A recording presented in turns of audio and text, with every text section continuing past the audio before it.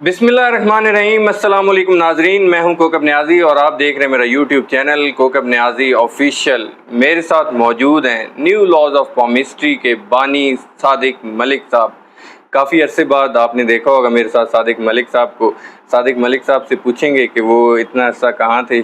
और सादिक मलिक साहब के हवाले से मैं बताता जाऊँ कि एक तो न्यू लॉज ऑफ पॉमिस्ट्री के बानी तो हैं ही, इतने मशहूर पामिस्ट हैं कि ये नवाज शरीफ साहब के हवाले से अगर मैं ये क्लिप भी चलाना चाहूँगा, ये पहले आप लोग क्लिप सुन लें कि इन्होंने क्या कहा था नवाज शरीफ साहब के हवाले। नवाज शरीफ साहब वापसी का क्या गया? नवाज शरीफ वापस आएंगे, जब नवाज शरीफ वापस आएंगे तो ये मेरा मतलब जोर से कहने से मत समझिएगा।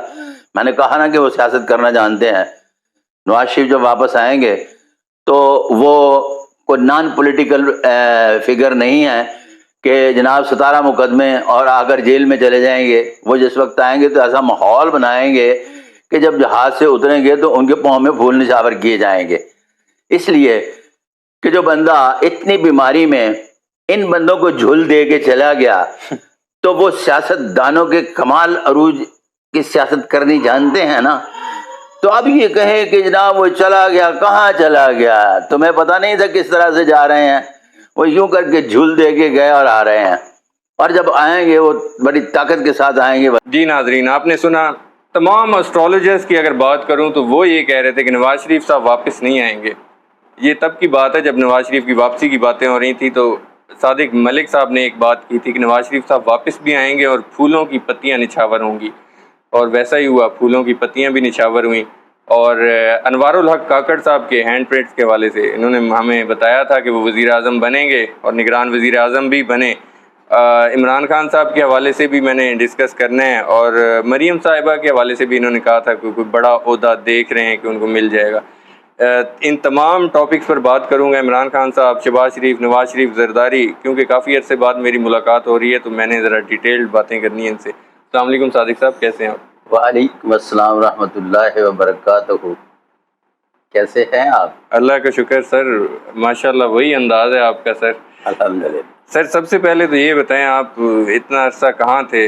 नज़रों से ओझल थे, काफ़ी अरसे से इंटरव्यू नहीं आया कोई हमारे। इक़्तिदार की गुलाम गर्दिशों में फंसे हुए लोगों के साथ है, कभी इधर कभी उधर, चोली दामन का साथ है, तो ज़्यादा वक्त उनके साथ गुजरा। अच्छा, बिल्कुल ठीक है। सादिक साहब, मैं स्टार्ट इमरान खान साहब के हवाले से करना चाह रहा था, लेकिन नवाज शरीफ साहब के हवाले से मैं स्टार्ट कर लेता हूँ। उनकी वापसी का आपको यकीन था, बाकी सब कह रहे थे कि नवाज शरीफ साहब वापस नहीं आएंगे, लेकिन नवाज शरीफ साहब वापस तो आए। फूलों की पत्तियां भी निछावर हुई, वज़ीर आज़म नहीं बन सके। आपको ऐसा ही नज़र आ रहा था कि शहबाज शरीफ साहब ही वज़ीर आज़म बनेंगे? अच्छा जी, इस तरह से है कि मेरा अपना पुराना रिकॉर्ड उठा के देख लें, मेरी एक पेश कोई गलत हुई थी तो 20 साल के बाद मैंने क्विट कर गया था जी। फिर मैं बाकायदगी से उसकी इल्मी तवज्जो लेके आया कि मेरे से यहाँ पर गलती हुई थी, और फिर उसके बाद दोबारा इन हुआ। मैं बहैसियत तालिबे इल्म खबरें नहीं पढ़ता, पेशगोइयाँ करता हूँ। बिल्कुल। पेशगोई होती है या नहीं होती, इसमें अगर मगर चूँकि चुनाचे नहीं होता।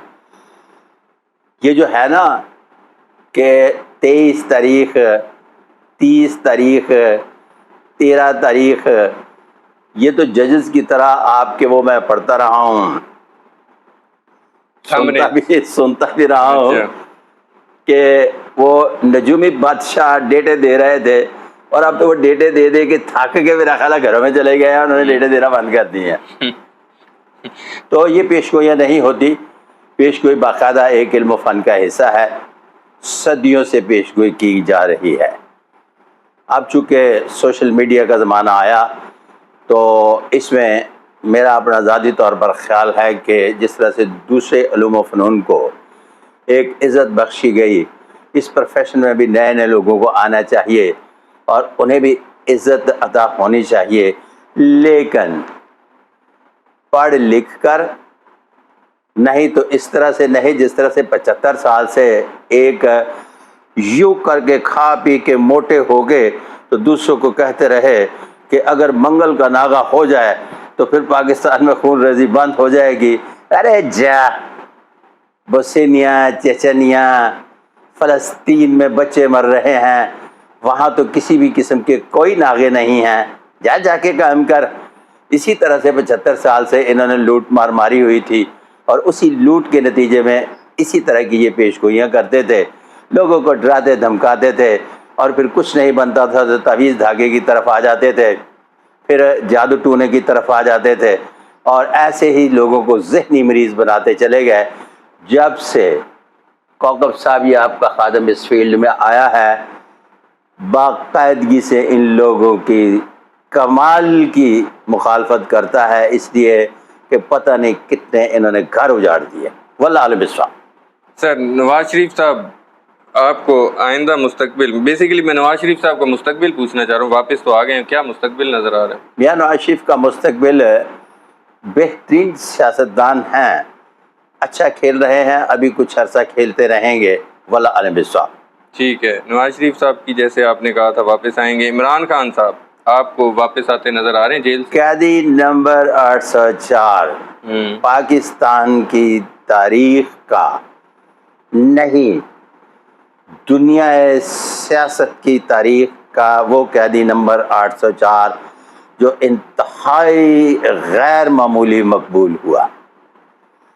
آپ 200 ملکوں میں کسی بھی جگہ چلے جائیں، اگر سامنے والے کو پتا ہے کہ آپ پاکستانی ہیں تو آپ سے پوچھے گا کہ آپ کا قیدی نمبر 804 کب رہا ہو رہا ہے۔ اتنی شہرت و مقبولیت شاید ہی پاکستان میں کسی بھی شخصیت کے نصیب میں لکھی گئی ہو یا ملی ہو۔ جب ہم بات کرتے ہیں تو زندگی کے 7 سیکٹر ہیں، اس میں ایک سیکٹر آتا ہے جو مشکلات کا بھی ہے۔ ابھی قیدی نمبر 804 کی مشکلات چل رہی ہیں، کیوں؟ گیم میں 3 کھلاڑی ہیں اس وقت، ایک میاں برادران، دوسرا قیدی نمبر 804، اور تیسرا جو ہے وہ محترم آصف علی زرداری۔ جب آپ قیدی نمبر 804 کی بات کرتے ہیں تو وہ کہتے ہیں کہ میں آخری گیند تک کھیلتا ہوں، اور میری پیشگوئی ہے کہ وہ واقعی آخری گیم تک کھیلتے ہیں اور میچ چھوڑ کر نہیں بھاگیں گے، آگے چلتے ہیں۔ بنیادی طور پر سیاسی اعتبار سے سیاست کا کھیل کس طرح سے کھیلا جاتا ہے، شریف فیملی کو بھی بڑے اچھے طریقے سے کھیلنا جانتے ہیں، اور وہ آخری سانس تک کھیلتے ہیں۔ تیسری طرف بیٹھے ہوئے جناب محترم آصف علی زرداری صاحب کھیلتے نہیں ہیں، چال ڈالتے ہیں اور سامنے والے کو چاروں شانے چت کر دیتے ہیں۔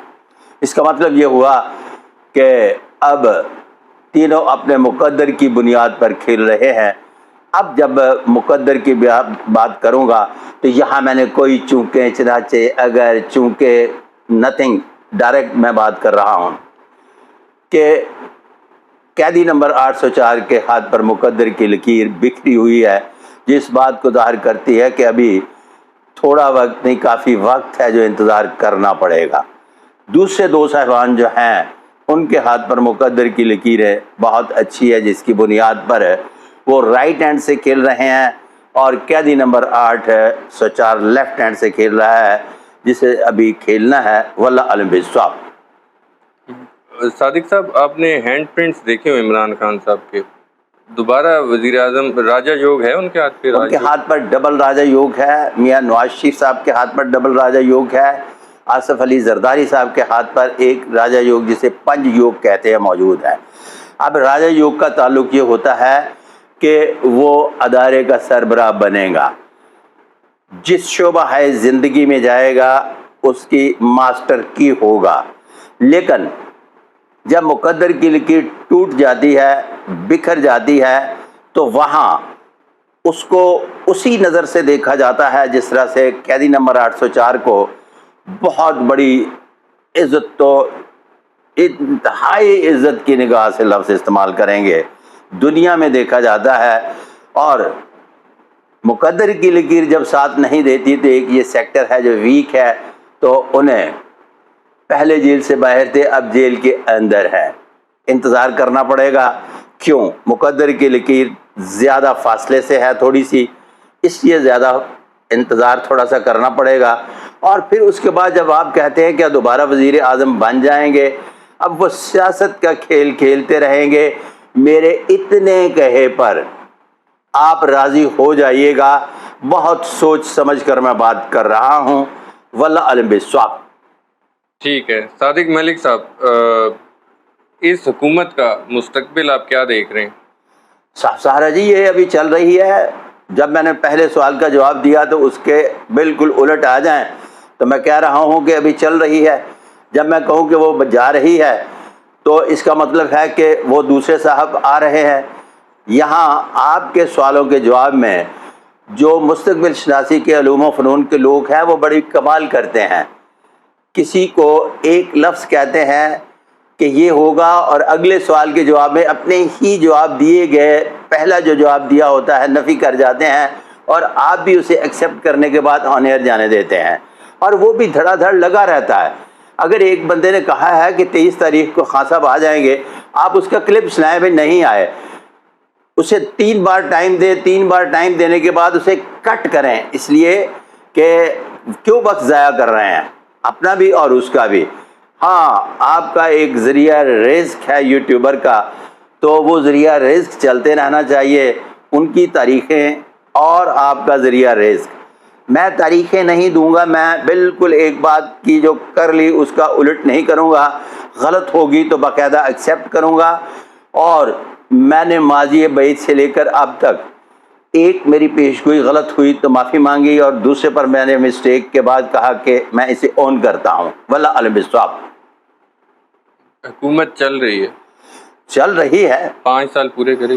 لفظ 5 سال کا ابھی نہیں کہوں گا، اس لیے کہ جو لفظ استعمال کریں گے کہ ایک باقاعدگی سے جتنے لوگوں کے کام چل رہے ہیں تاریخیں دینے والوں کے ختم نہ ہو جائیں.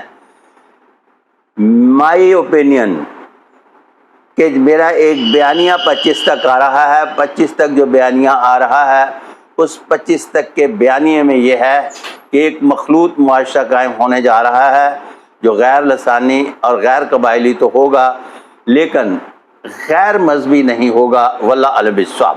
اور مہنگائی 25 برس کی عمر تک اتنی آسمانوں کو چھوئے گی، اتنا آسمانوں کو چھوئے گی کہ بڑھتی چلی جائے گی، اور 25 کے قریب جا کر تھوڑا سا استحکام ہوگا. واللہ علم بالصواب.